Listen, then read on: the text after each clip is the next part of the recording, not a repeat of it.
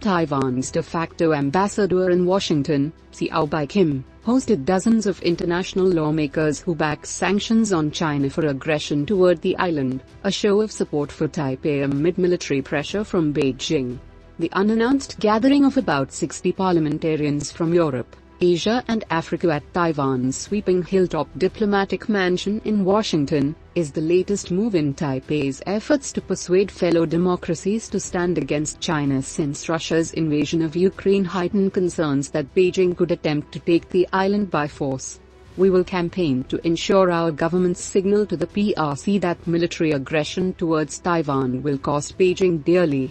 Economic and political measures, including meaningful sanctions, should be considered to deter military escalation, and to ensure trade and other exchanges with Taiwan can continue unimpeded, the draft said. It added that their country's ties to Taiwan were not Beijing's to determine, and that they would push to increase mutual visits by lawmakers.